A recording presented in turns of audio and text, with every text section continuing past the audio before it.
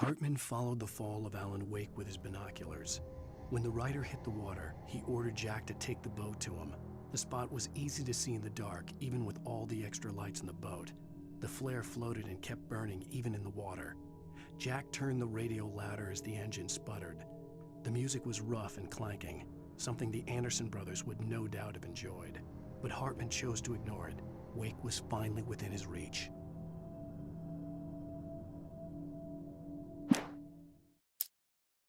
Hartman knew he was no creator. He had no ambitions on that front, and he certainly didn't want to end up like every artist he had worked with here, damaged in ways that were hard to describe, or worse. It was enough for Hartman to maintain creative control and provide direction, to be a producer. That was what most of these people were in need of anyway. Of course, suitable subjects were few and far in between.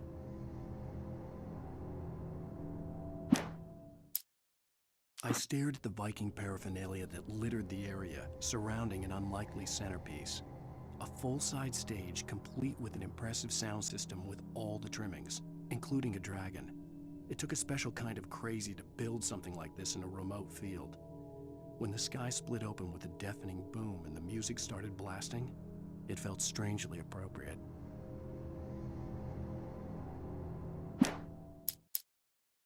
Mott knew that Wake was smarter than him.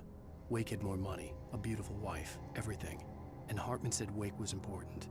That made him better than Mott. But Mott was calling the shots now. He'd expected Wake to whimper and grovel, but instead, he seemed willing to fight. Mott knew he'd gotten under Wake's skin. If only Mott actually had his wife. The thought made him shiver.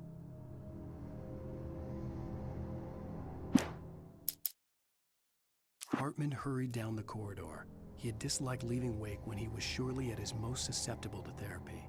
But this was not an ordinary storm. Wake had been writing, and he had woken something up in the depths of the lake. Now, it was coming for him. Hartman had naturally prepared for a situation like this. The idiot brothers would keep Wake distracted while Hartman double-checked everything, just to be sure.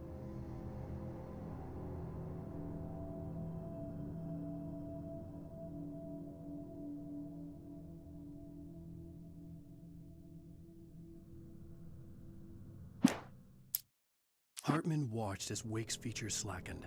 The man was bullheaded, no doubt. Even lying on the bed, he'd almost broken Hartman's nose the second time. But with a little time, he could break Wake down, give him proper direction. Wake was easily the most promising subject he had had. Well, since Tom, really. "Sleep well, Alan," Hartman whispered with a smile. "Let me take care of you." He sniffed hard to clear his throbbing nose, swallowed blood, and barely tasted it.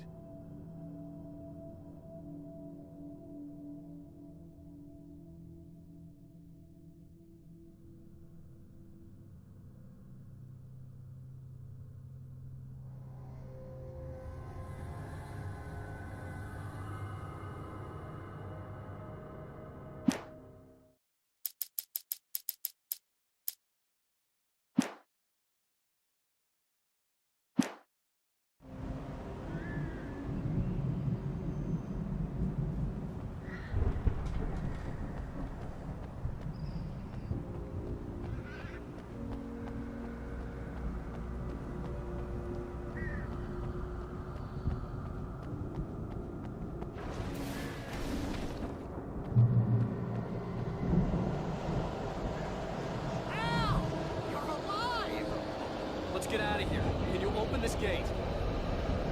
Maybe. Barry.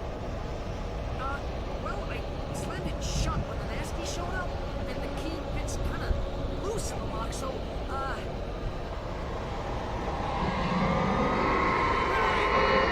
find it, don't worry about it!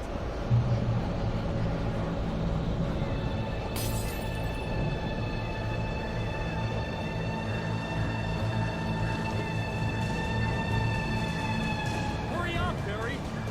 I'm on it!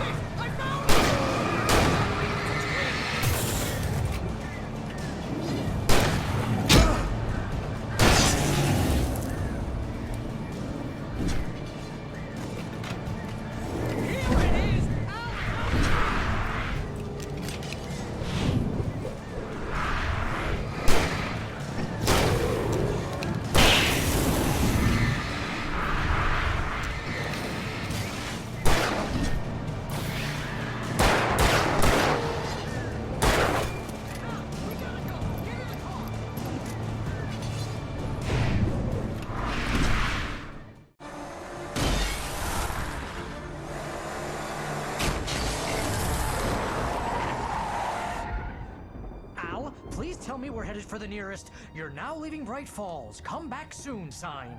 We're going to the Anderson farm. I knew you were gonna say something like that. You know what? You owe me big time for this. When this is through, if we make it, I don't care what anybody says, I'm done with darkness. You're gonna buy me a tanning bed as a gift, and I'm gonna live in it.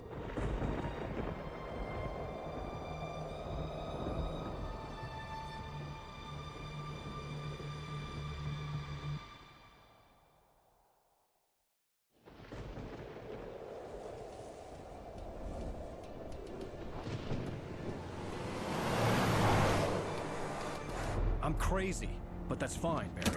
Oh, you got that right, Al. You're barking mad. You are by far the craziest. But maybe that's inevitable when you deal with crazy stuff like this. It helps. This is happening, Barry. Alice, they never had Alice. She's trapped in the darkness at the bottom of the lake, but she's not dead. Al, how can you know that? I know, Barry. I can... Al, No, listen. I can bring her back. I can find her. There's something special about this place. The lake, it does something to the works of art created here. It makes them come true. But there's a catch. The dark presence, whatever that thing is, twists it to its own ends. That's why all of this is happening. It's using my manuscript to take over everything. Al, I believe you. It happened to Thomas Zane before, it happened to the Andersons. I believe you. Crazy or not, you're not delusional. Weird shit's going down. That's a fact. I'm on board, man. I'm with you. The Andersons knew about it, but they were too far gone to tell me with all the drugs they were on. But they wrote it down. There's a message somewhere at their farm, Barry. We just need to find it. Look out!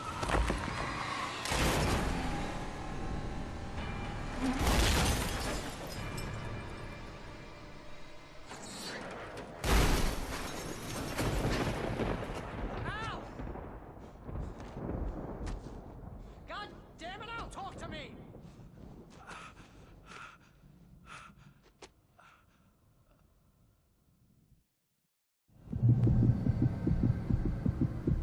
I had lost my gun in the crash. Barry was nowhere to be seen.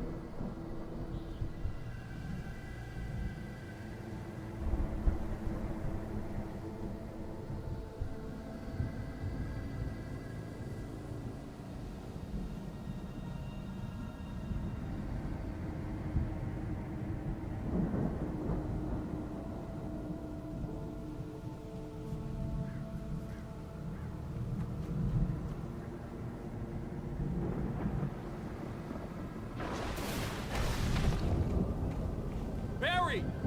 Barry! Oh, man, you're okay! Jeez, it's good to hear your voice! I was trying to get out of the car, but the ground gave way! Man, what a drop! Don't worry, your cutout is fine. Forget that! Are you okay? I hit some bushes, didn't get a scratch. There's no way you can climb down, though. It's like a sheer wall.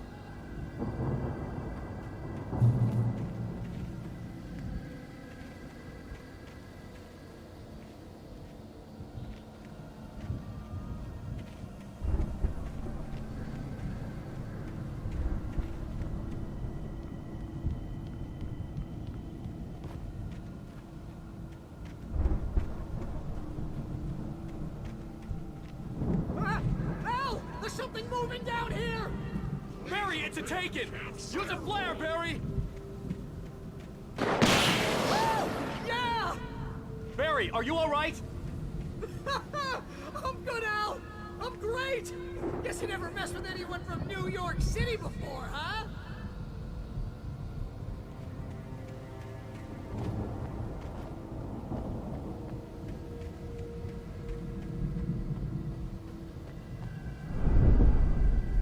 You're gonna have to find your way around to the farm, Al! I'll be waiting! Barry, just wait for me, okay? not staying here. It's suicide. I'm going to the farm. I'm gonna go ahead and secure the area. You can catch up. Don't worry about it. I'm on the case. Now he's Rambo. This would turn into a disaster if I didn't catch up with Barry.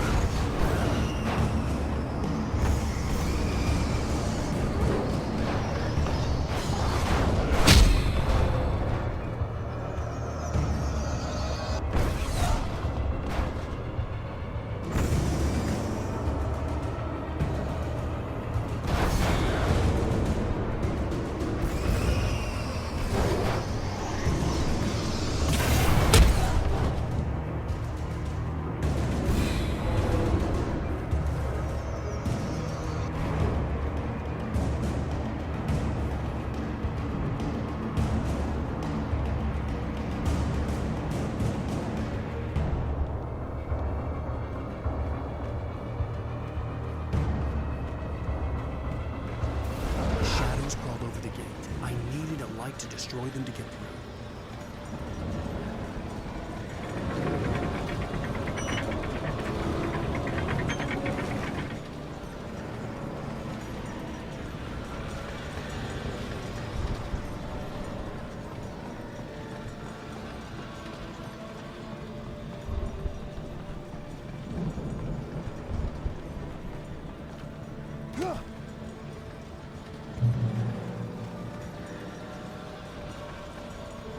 I hoped there'd still be a working generator somewhere around here to power up the old lights by the gate.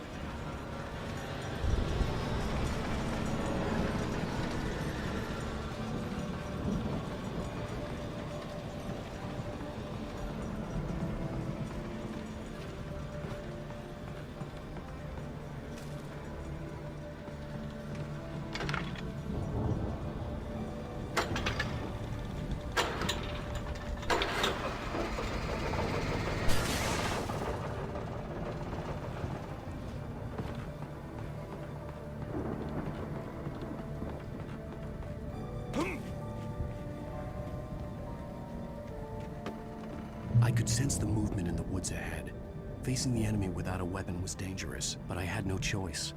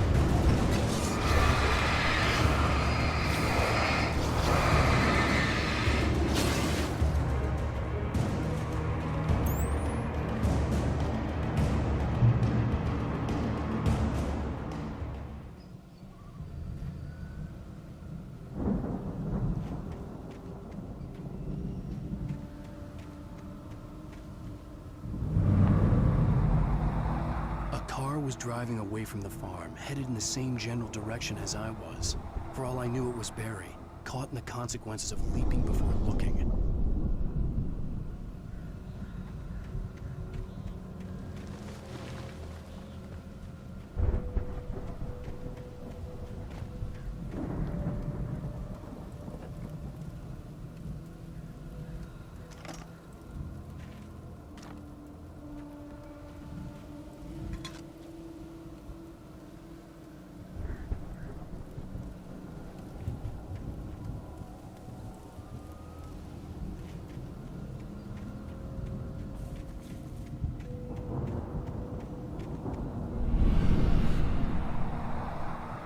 The car was heading for the cabin up ahead. It wasn't far. If it was Barry, I would see the damage soon.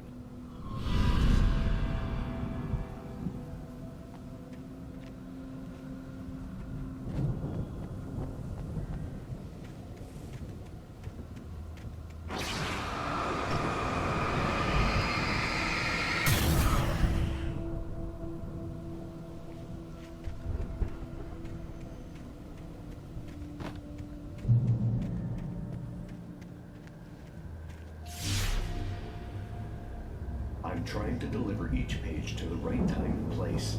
I'm trying to show you how the story goes.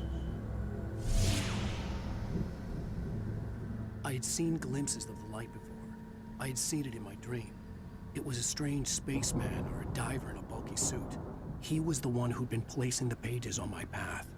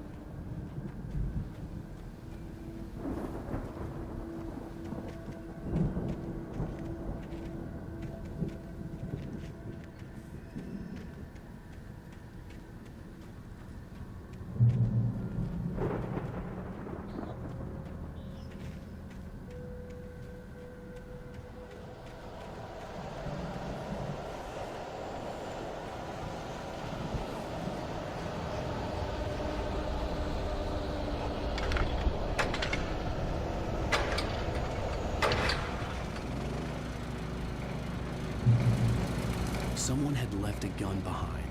Now I had a fighting chance of reaching the farm.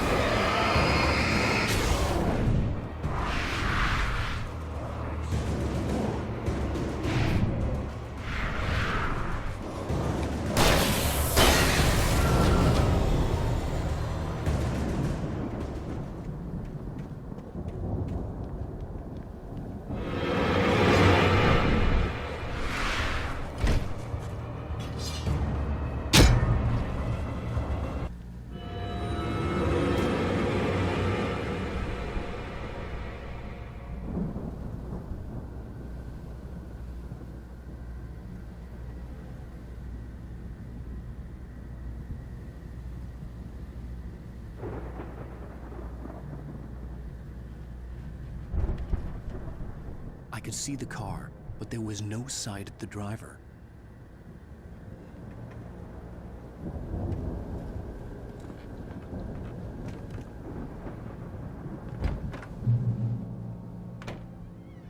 Hello? Anybody here? Barry! No! Danny, you're not! Please! What are you? No! Don't! I'm sorry!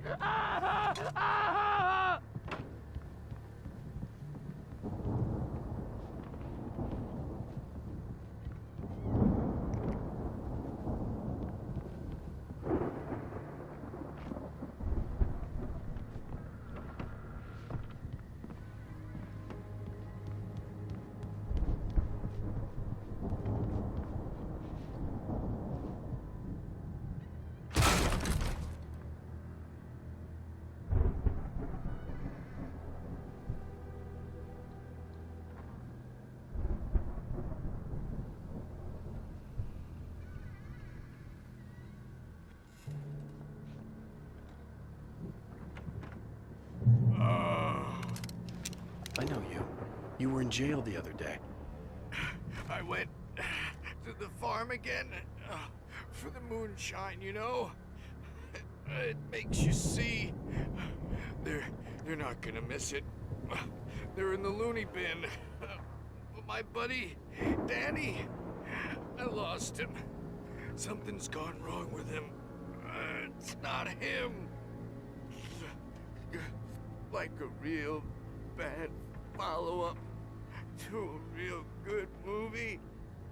The best friend's suddenly the bad guy who wrote this crap anyway.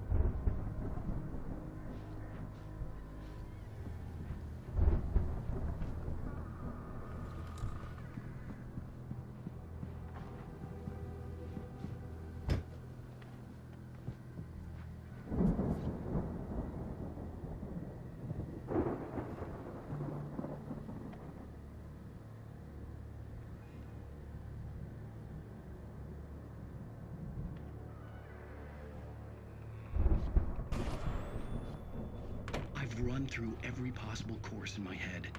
If I continue like the Dark Presence wants me to, the story I'm writing won't save Alice. It's a horror story, and it's going to kill her, and me, and everybody in this town. No one will survive. Darkness will consume everything. This is what it's wanted all along. It will be free, unstoppable. It used Alice to get to me, dangled her in front of me to keep me going. It was never going to release her. I'm going to change this. I'll escape. I've written myself into the story. I'm now the protagonist. This feels like a terrible risk, but it's the only way to save Alice. I'll be bound by the events of the story just as much as anyone else who's been woven into it. The story must stay true for this to work. There have to be victims along the way, near escapes, cliffhangers. In a horror story, it can't be certain that the hero will succeed or even survive. He almost has to die. I'll write my own escape into the story next. I need help. Zane's going to be the one who'll help me. I'll make it happen.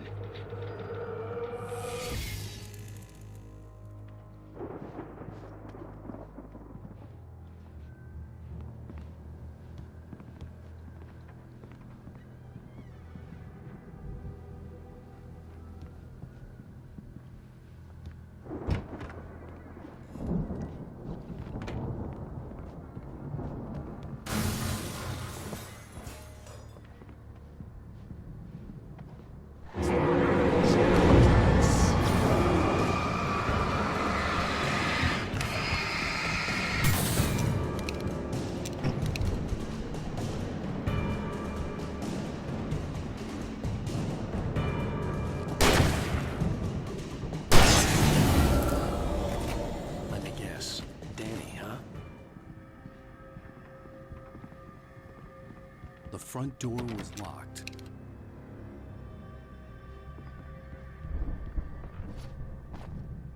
The farm was still a good distance away. I'd need a car to get there fast.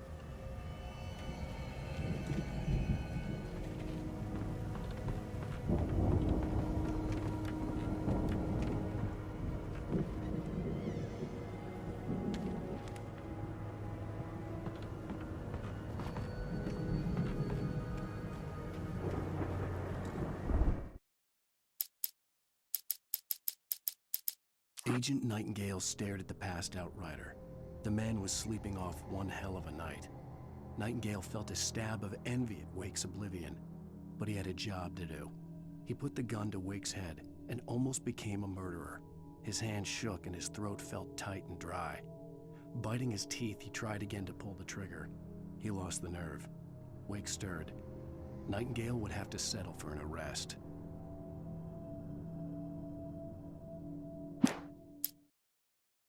The storm raged on as the Anderson brothers walked unsteadily away from the clinic with the other patients in tow, knowing that this time they wouldn't return.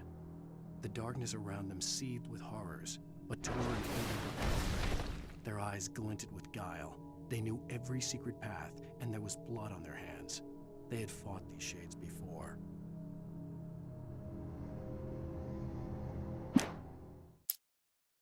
The dark presence followed the choreography laid out to it in the manuscript, growing stronger and stronger, moving like a storm from one scene of destruction to the next. But it was still bound to follow the story and chained to the dark place it came from. When the story reached the end it longed for, it would finally be free.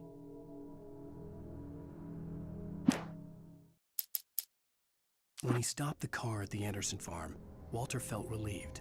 Oblivion was close at hand. The brothers wouldn't miss a jar of moonshine or two in the booby hatch. But then he saw the man on the porch, and he knew who it was. Driving for his life and knowing it was useless, he didn't realize he was crying until he couldn't see the road for the tears. For a moment, Hartman considered strangling the idiot. Mott was mean-spirited, but easily manipulated, an emotional infant who lived for his approval. Wake, by contrast, was a far more difficult subject. Mott had given him too much leash. In 2 days, who knew what could happen? Hartman would have to find a way to rein him in, and quickly.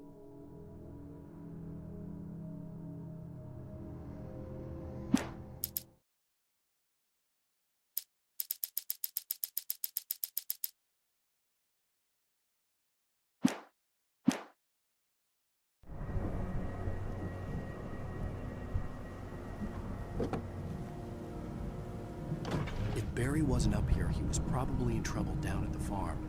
For a moment, I felt bad for doubting him. After all, I'd made it this far myself. But Barry was Barry.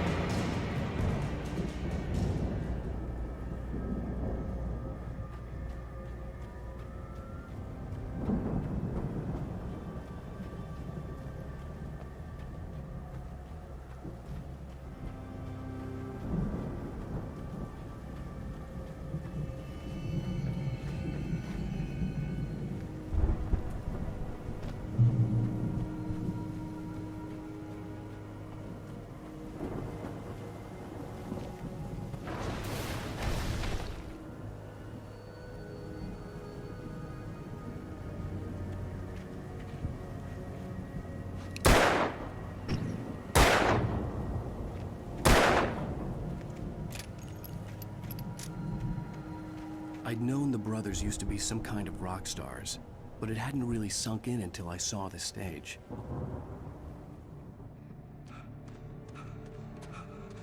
Ow! Run! Incoming! There's too many of them!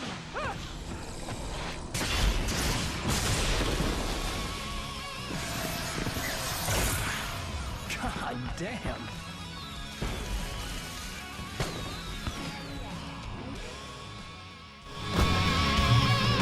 So glad you decided to go it alone.